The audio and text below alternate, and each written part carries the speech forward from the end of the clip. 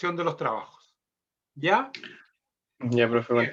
Profe, dígame, por favor. Como tenía ahí la lista de grupos, ¿le puedo informar mi grupo al tiro? ¿Para que nos agregue o tiene que ser mediante el correo? No, espérate.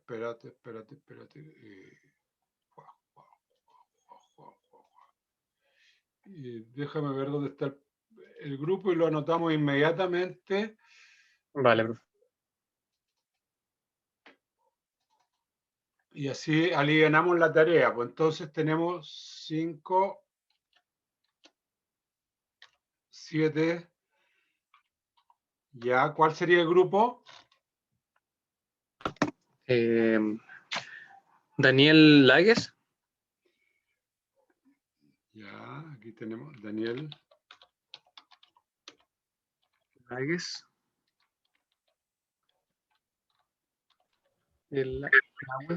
Philip Leiva.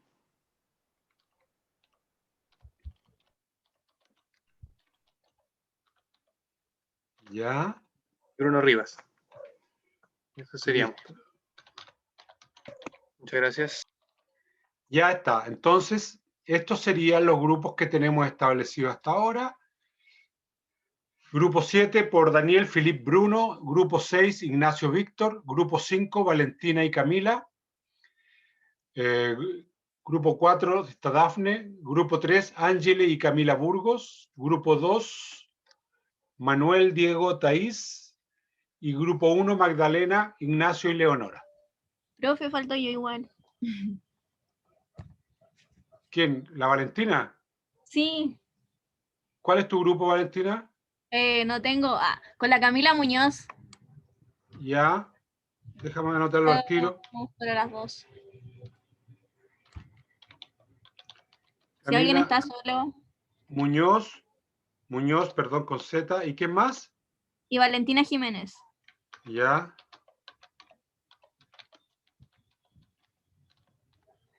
Perfecto. Gracias. Entonces ahí, hasta ahí estamos con los grupos, ¿ya? Bien.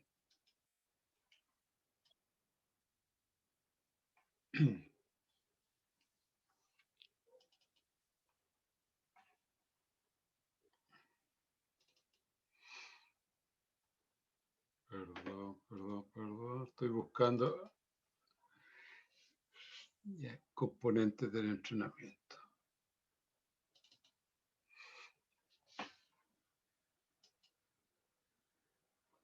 Aquí vamos a compartir la pantalla para ver este tema que ya comenzamos a verlo ayer.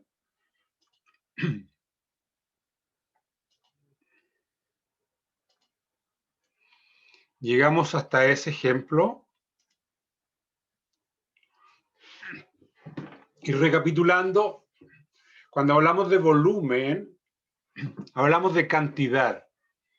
Y cuando se habla de cantidad en kilos de peso, esta es la manera de abordarlo. Sabiendo que el 50% del RM no se considera trabajo, sino que se considera solamente parte del calentamiento. Entonces aquí estamos hablando de un volumen que está expresado en kilos. Pregunta para Philip. ¿De qué otra manera, trabajando la fuerza, nosotros podemos contabilizar volumen de trabajo?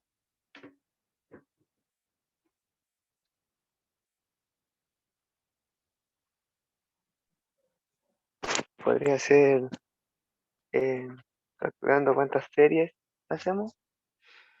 Exactamente. Entonces, número de repeticiones de un gesto, ¿no es cierto? Y Sí. series y repeticiones, y perfecto. Muy bien, Felipe, gracias. Bruno, ¿de qué otra manera podemos contabilizar entonces volumen de trabajo cuando estamos hablando de fuerza muscular?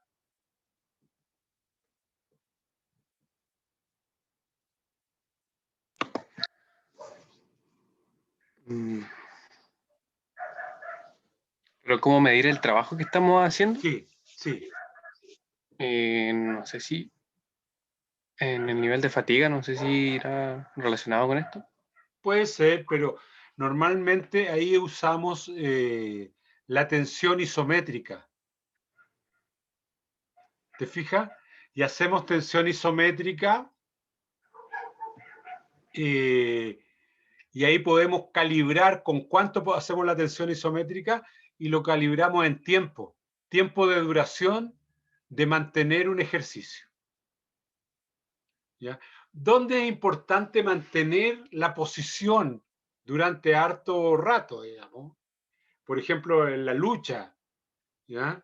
En el judo, los arqueros de fútbol, los jugadores de En básquetbol, en el rugby, cuando en el inician. rugby, ¿te fijas?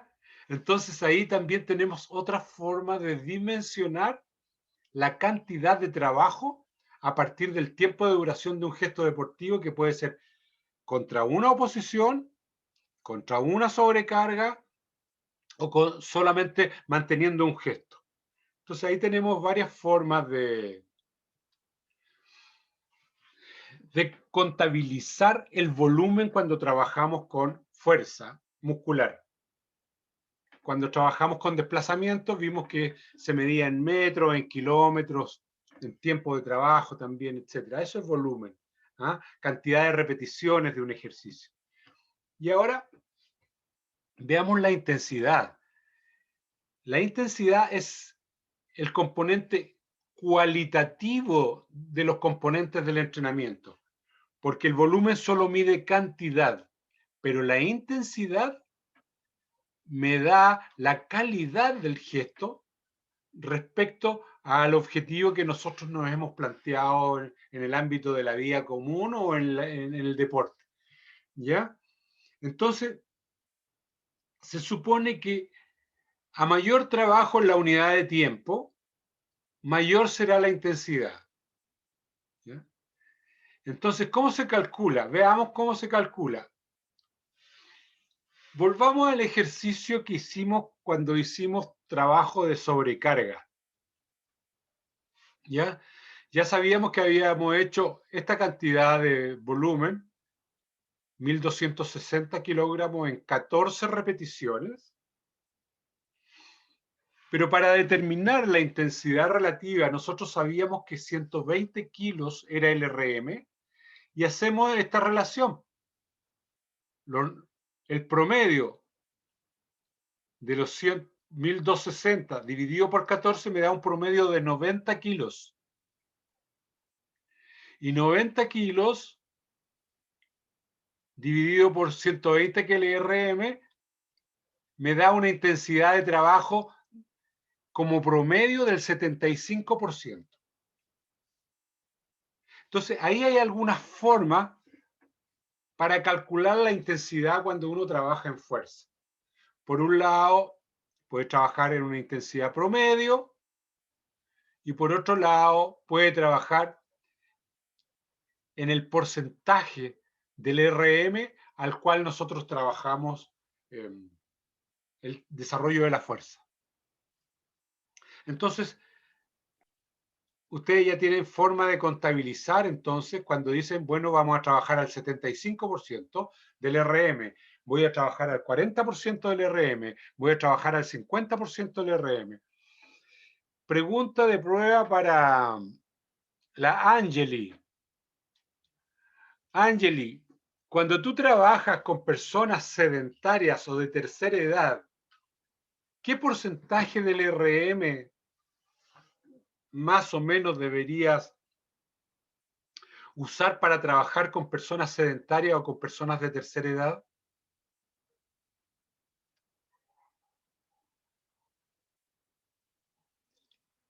Valentina, ¿se te ocurre? ¿Al 50%? Al 50%, no más, para iniciar el trabajo. 50% del RM del grupo muscular implicado. ¿Ya? Por Profesor, eso, yo leí la otra Ignacio, vez dime. que desde el 40% se podía ya realizar un buen trabajo, desde el 40% de un RM, ya desde el 40 hacia abajo ya no servía mucho, pero que del Claro, 40 se podía partir. Ignacio, pero cuando trabajamos con personas de tercera edad o personas ¿Ya? muy sedentarias, lo primero es hacer lo que se llama una adaptación anatómica y cardiorrespiratoria, cardiovascular. ¿Eh? Entonces, el primer mes normalmente a veces puede estar bajo los 40 porque es personas que casi no se mueven. Basta con que se pongan de pie algunas personas y ese es un gran trabajo. ¿Eh? Ponerse de pie sin ayudarse con los brazos. ¿Ya? Diego. Pero en ese sentido, ¿cómo a un adulto mayor que está en una adaptación anatómica le llevamos a calcular un RM para después sacar un estimado? Si primero tenemos que partir con lo que pueda mover. Exactamente. Entonces, con O ellos sea, tenemos... no sería, en ese caso sería mejor trabajar con una escala de percepción, ¿o no? A veces es bueno con una escala de percepción, ¿sabes por qué? Porque los hombres son muy competitivos. ¿Ya? Un hombre, la edad que tenga, si tú lo invitas a un gimnasio, siempre va a querer levantar el peso más grande. Entonces también no hay que darles muchas libertades a los viejos. Ya son competitivos. Entonces, ¿qué pruebas se hacen con ellos normalmente? Se hacen pruebas como sentarse en una silla sin apoyo de brazos y ponerse de pie. Luego caminar algunos metros Son y 3 metros. detenerse en un solo pie. Entonces ahí tú estás viendo cómo activamente ese viejo o esa persona, que puede que no sea vieja, sino que está en rehabilitación, puede tener la fuerza suficiente para incorporarse, iniciar la marcha, detenerse y mantener el equilibrio. Esos son algunos indicadores que hay que ir utilizando. Y en la medida que ya vamos progresando, empezamos a trabajar básicamente con el propio peso del cuerpo. Y ya cuando salimos de esa etapa, podemos usar algo de dinamometría para medir. Yo no sé si con ustedes les medí dinamometría alguna vez en el curso de acondicionamiento físico. No, Dinamometría manual, ¿no? no lo hicimos. Entonces hay unos aparatos donde uno aprieta, que están calibrados y te dicen cuántos kilos estás apretando. Y eso te da una forma muy poco arriesgada para poder medir y hacer esas mediciones. Pero tienes Profe, razón, consulta. Ignacio, dile, dale. Yo tuve pruebas de dinamómetro, que es como una palanquita que uno aprieta con la mano, Eso, y eso solamente te mide la fuerza del tren superior, ¿cierto? No el tren inferior, obviamente, ¿no? hay algunos que pueden medir fuerza del tren inferior, que se pone un dinamómetro anclado al suelo y tú traccionas hacia arriba. Ah, buenísimo. Ya. Ah, ya, profe. Entonces, Sí, no sabía que existen funcionaba. esos que son como las romanas hueseras de la feria, que tú la anclas y puedes traccionar y sabes cuántos kilos puedes traccionar. ¿Te fijas? Ay, Y ahí te está súper. dando el RM y eso te da inmediatamente la intensidad del esfuerzo medido en kilogramos. ¿Mm? ¿Qué tan preciso es eso, profe?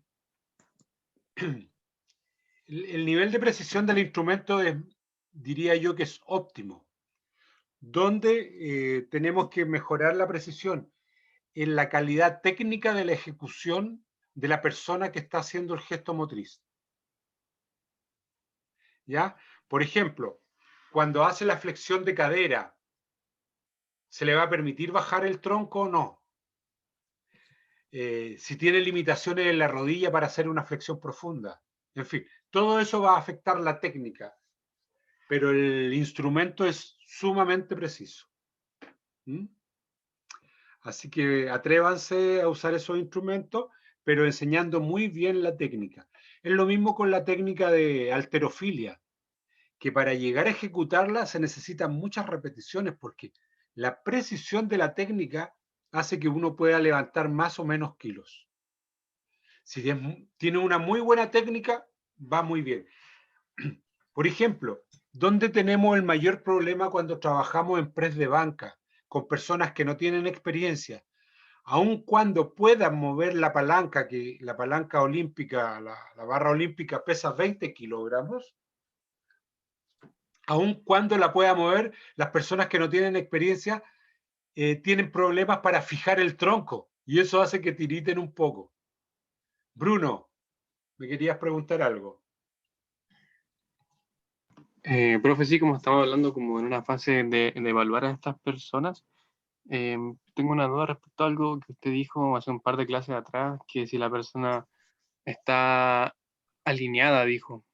¿Alineada en qué sentido? ¿En un sentido de la simetría muscular o un sentido estructural óseo? Y en caso de que la persona tenga alguna desalineamiento, por así decir, ¿qué le recomendaría a usted? Bueno, aquí hay dos temas. Un tema que es la rehabilitación y otro tema es el del entrenamiento deportivo. Pongamos un ejemplo claro. Los futbolistas adquieren un genovarum, perdón, las rodillas como si estuvieran en un entre paréntesis, por una adaptación muscular y ósea y articular que están haciendo para jugar fútbol. Entonces, ahí la decisión ya fue tomada. No importa mucho la deformación, no importa que juegue bien al fútbol. Entonces, ¿qué es lo que hacen los kinesiólogos y los preparadores físicos? Hacen ejercicios de compensación, pero ya en el alto rendimiento es prácticamente imposible volver atrás. Por ejemplo, en el tenis, el brazo preferencial con que se golpea es 2 y hasta 3 veces el diámetro del brazo que tú no ocupas para golpear. Y ahí ya es difícil volver atrás. Pero cuando estamos hablando en deporte formativo, claro que podemos recurrir a que la técnica de los gestos sea apropiada y hacer las correcciones apropiadas. Pero ya cuando llegamos al alto rendimiento, sobre todo en el deporte profesional, es muy difícil volver atrás y lo único que nos queda es hacer algunos trabajos kinésicos para compensar, pero es muy difícil lo que van a compensar. Ya es muy tardío. ¿Mm? Pero eso atenta, claro, contra la ética de la formación, pero todos los que hacen alto rendimiento están en riesgo de vida. No hay otra razón para eso. Y eso le gusta mucho, lo hace competir, llegar a una selección chilena, en fin, después al mundo profesional, después con esto se gana la vida, los profesionales, en fin. Entonces es muy difícil volver atrás. No sé si con eso respondo de alguna manera la pregunta, Bruno. Sí, sí, entendí, lo digo. De hecho, igual iba un poquito más enfocada en el periodo formativo, porque encuentro que algo que se ve mucho, hasta en mismos compañeros, uno mismo en la universidad, existen como algunas fallas estructurales que no le permiten realizar bien los ejercicios, pues y esto también se puede ver en niños, entonces es como ver dónde o hasta qué punto uno tiene que poner ojo y qué hacer en caso de que un alumno tenga estos como problemas, por así decirlo. Sí, mira, a mí donde mi experiencia personal, donde más he tenido problemas para tomar decisiones, ha sido cuando llegan personas que son extremadamente altas a la universidad o al colegio. Estoy hablando que miden más de 1,95 m, más de 2 metros. Porque como llegan con 16 o 17 años a la universidad, ellos todavía están creciendo. Sus huesos largos todavía se están estirando. En los hombres, los huesos largos crecen aproximadamente como hasta los 22 años. ¿Ya? No es que solamente crezcan longitudinalmente, sino que también crecen en el otro sentido, porque el hueso para estimularlo tiene que tener tres movimientos básicos, uno de tracción, uno de compresión y el otro de giro, ¿ya? De rotación. Hay que estimularlos, pero cuando la persona tiene huesos muy verdes y todavía está creciendo, si tú los presionas mucho o los sometes a mucho esfuerzo, Normalmente los que son más grandes sufren mucho de dolores de rodilla. Lo que la mamá le dice son dolores de crecimiento y lo que se les aconseja es que se pongan calor, guateros, qué sé yo. Pero hay algunos que son tan verdes que se empiezan a lesionar y se produce lo que se llama una enfermedad del August-Latter. Es decir, tienen músculos muy fuertes, huesos muy verdes, y el músculo a través del tendón, en una extensión rápida, puede arrancar la inserción ósea. Entonces, ¿qué es lo que he tenido que hacer yo con esas personas? Prácticamente pedirles que se inmovilicen a través de un certificado médico hasta que terminen de crecer espontánea y naturalmente sin seguir estimulándolos físicamente. ¿Te fijas? Y no es que esas Y eso personas como, no tengan condiciones, pero es que todavía están muy verdes para el trabajo físico intenso. y eso, como usted dice, un fenómeno que se puede dar hasta los 22 años más o menos, ¿no? En una... Normalmente todos los jugadores de fútbol, o ustedes mismos, si se tocan la rodilla, van a tener un cototo en la rodilla. ¿Ya? En el norte dicen tococo, ¿ah? Pero un cototo. Ese cototo corresponde de alguna manera a una tracción de la musculatura del cuádriceps a través del tendón rotuliano que hizo tracción en la tuberosidad anterior de la tibia y por eso salió ese cototo. ¿Ya? Ahora, quienes no tienen eso son los que son chiquititos. Las que son chiquititas no tienen ese problema, porque terminan de crecer y de madurar más rápido que los que van a ser más grandes. Entonces los equipos juveniles, por ejemplo, generalmente están compuestos por personas chiquititas y dicen que los grandes son descoordinados, que son troncos, que... No, lo que pasa es que los grandes todavía están creciendo. Entonces, naturalmente, frente a una persona más bajita que ya alcanzó su madurez muscular y osteoarticular, el pequeño se mueve rápidamente y con buena calidad y gestos técnicos. En cambio, el grande todavía le duele mucho, por lo tanto no puede desarrollar una buena técnica de movimiento. Ahora, Ya, profe, me quedó clarísimo. evidentemente hay algunos que no dan pie con bola y van a ser descoordinados desde la cuna hasta el ataúd, digamos. ¿Ah? Pero no es el caso de ustedes. ¿Ya? Profe, ¿cómo dijo que se llama la condición? August Latter, ¿cómo? August-Latter. Ya, listo, Que profe. también se llama necrosis aséptica de la tuberosidad anterior de la tibia. ¿Ya? Que es un síndrome que hay que tener muy en cuenta en los colegios. Y aquí estábamos hablando de los varones, ahora hablemos de las mujeres. Las mujeres, por ahí cuando aparece su menarquia, es decir, su primera regla, empiezan a sufrir, no a sufrir, pero se empieza a dar una serie de modificaciones anatómicas importantes. Primero, que la cadera se ensancha porque se están preparando naturalmente para la maternidad. Al ensancharse la cadera, las rodillas, el fémur, antes caía paralelo y después se cae un poco diagonal hacia adentro. Y para compensar la marcha, las mujeres caminan sacando el pie por fuera.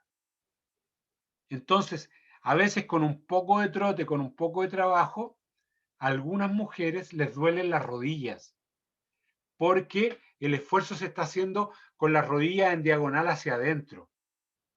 Y ahí hay que hacer un tema de reeducación, pero si las caderas igual siguen siendo anchas, hay que tener mucho cuidado porque a las niñas les duele la rodilla y les duelen las caderas, sobre todo cuando hacen mucha repetición de saltos, ¿ya? O mucha carrera en terrenos duros. Así que eso hay que prepararlo muy bien. ¿Te fijas? Entonces la adolescencia es una etapa muy, muy delicada y con la cual hay que tener mucho indulgencia y mucho cuidado y mucha observación con los deportistas y con los estudiantes y con las estudiantes para que no seguir acentuando un dolor porque el dolor está indicando algo. Si algo le duele a una persona es porque algo está pasando. Entonces, no, cuando hay dolor, no continúe con el mismo trabajo, póngalo en observación, porque nadie se queja porque no le duela, y si le duele es porque algo que no es suficientemente adecuado está ocurriendo y hay que tener cuidado con ello. ¿Ya? Mira, quiero que vean esto, que hay deporte, que en el último aspecto de esta diapositiva que estoy presentando, que está determinada por la energía nerviosa gastada en el deporte, con una intervención psicológica y con baja demanda física. Por ejemplo, el tiro con arco. Aquí les cuento qué ocurre con los tiradores de precisión. Por ejemplo, los que participan en campeonatos mundiales de tiro de precisión con pistola o con otras armas o con arco. Esas personas, a partir de algunos entrenamientos psicológicos, pueden disminuir la frecuencia cardíaca. A nivel de tú, cuando haces cursos de concentración y de meditación, puedes llegar a hacer que se interrumpa por algunos segundos tu frecuencia cardíaca.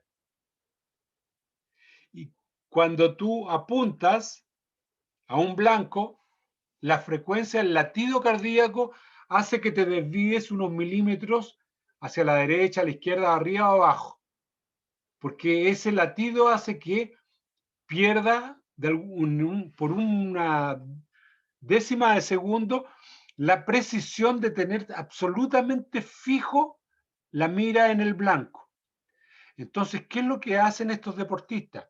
Hacen estos cursos de psicología, de poder concentrarse, de poder meditar, toman aire y detienen su frecuencia cardíaca. Y en ese momento de absoluta precisión es cuando disparan al blanco. Y eso se hace cuando uno tiene ese entrenamiento. Esto también se da en la gente que hace buceo con apnea. Por ejemplo, a medida que una persona normal como nosotros, no como yo, ustedes son normales, yo ya estoy un poquito viejo, pero ustedes podrían bajar en el mar usando una botella de aire comprimido y con algunos kilos de plomo en la cintura, con pocos kilos de plomo, podrían bajar tranquilamente, no tan tranquilamente, deben saber estar adaptado al agua y todo eso, pero con traje y con aire comprimido pueden bajar 15 metros. Y también podrían bajar 20. Pero para bajar más de 20 metros ya hay que entrenarse. Hay que estar entrenado. Entonces, cuando uno está entrenado, ya puede bajar más de 20 metros. Por ejemplo, un campeón mundial de inmersión submarina apnea puede bajar 80 metros. Y yo cuando conversaba con alguno de ellos le decía, oye, pero esto es una locura. Tú bajas y te demoras 3 minutos en bajar. Entonces él se reía simpáticamente y me decía, sí, y me demoro 4 minutos en subir. Es decir, ¿se imaginan ustedes una apnea de 7 minutos? Es realmente impresionante lo que hacen estos deportistas, porque a medida que van descendiendo, su frecuencia se concentran a tal punto que la frecuencia cardíaca es cada vez más lenta y pueden llegar a 30 latidos por minuto. descendiendo, porque ellos lo controlan psicológicamente y después ya lo hacen fisiológicamente. ¿Ya?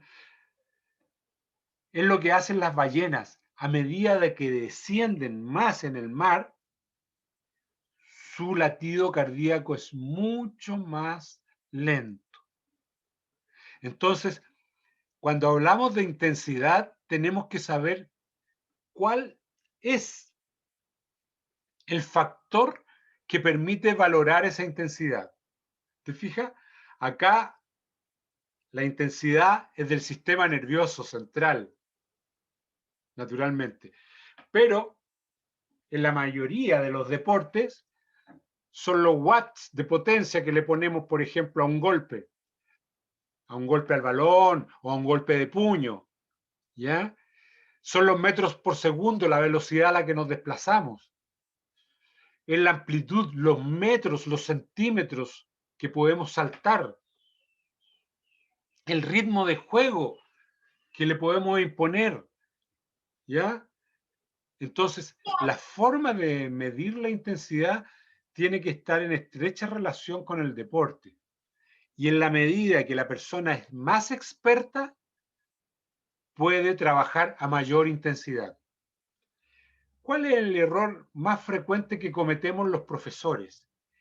Es hacer que los niños o niñas que no han adquirido bien la técnica o no conozcan bien los principios del juego, queremos que jueguen más rápido que lo que ellos comprenden en su juego o que pueden ejecutar en la técnica. Y al hacerlo más rápido, naturalmente cometen muchos errores. Y al cometer errores, por supuesto que nos va mal. Entonces, en la medida que vamos progresando técnicamente, tácticamente, podremos avanzar en la intensidad del deporte en cual estamos trabajando. También en los deportes de buceo, que en la medida que tenemos mejor técnica, podemos bajar más metros de profundidad en apnea, ¿ya? Así que ese es el tema de la intensidad. Víctor, ¿qué deportes practicas tú? Voley. Voleibol. Pero, ¿Cómo se profe, mide la intensidad del juego? no lo sé, como Ahí hay manteniendo varios el tipos de ritmo, intensidades. claro, puede ser el ritmo de salto, de Exactamente. movimiento. Pero ¿cómo El- valorizo ese ritmo, profe? ¿Cómo lo tiro a un valor? Porque con una plataforma de salto tú puedes medir